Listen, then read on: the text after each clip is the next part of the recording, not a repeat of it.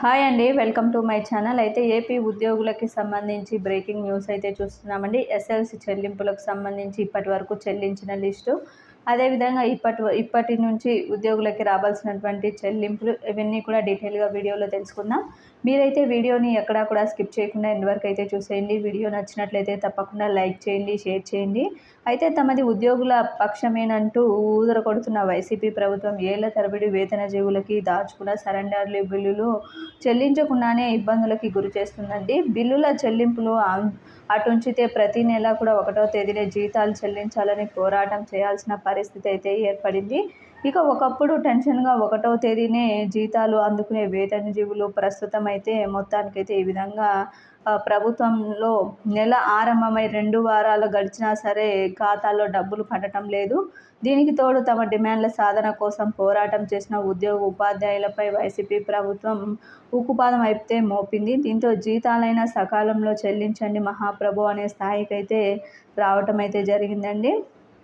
మొత్తానికి దాచుకున్న surrender leave బిల్లులైనా చెల్లించాలని తీవ్ర ఒత్తిడి తేవటంతో వైసీపీ ప్రభుత్వం ఏర్పాటైన 2 ఏళ్లకు అంటే 2021-22 సంవత్సరాల్లో మాత్రమే చెల్లింపులు జరిగాయి.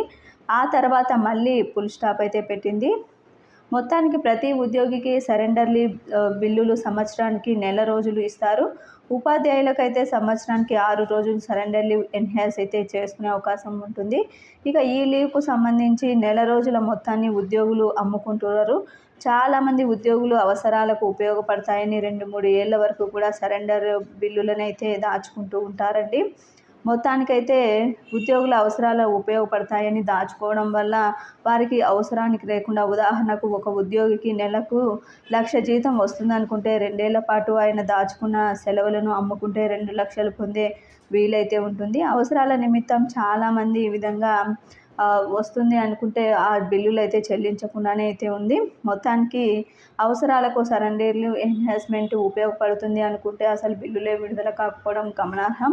ఈ బిల్లులు 2 ఏళ్ల నుంచి చెల్లింపులకు నోచుకోకుండా సుమారు 500 కోట్ల వరకు కూడా ఉద్యోగులకి చెల్లించాల్సి ఉంది.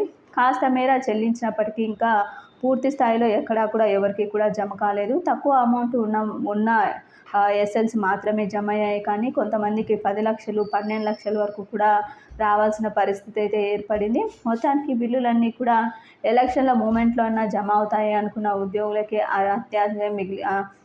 అరియాసలే మిగిలాయని అయితే చెప్పుకోవాలి. చాలా తక్కువ అమౌంట్ మాత్రమే జమ కావడం జరిగింది. పూర్తి స్థాయిలో ఎస్ఎల్సి కానీ ఏ బకాయిలు కూడా పూర్తి స్థాయిలో జమ కాని పరిస్థితి. ఇకనైనా కొత్త ప్రభుత్వంలో అయినా సరే ఈ బకాయిలు జమ అవుతాయా లేదా ఈ నెల ఆఖరికల్లా జమ అవుతాయి అని చెప్పి ఉద్యోగులైతే ఆశగా ఎదురు చూస్తున్నారు. ఇది ఇప్పటి వరకు ఉన్నటువంటి లేటెస్ట్ అప్డేట్. మీకు వీడియో నచ్చినట్లయితే తప్పకుండా లైక్ చేయండి, షేర్ చేయండి. Thank you for watching.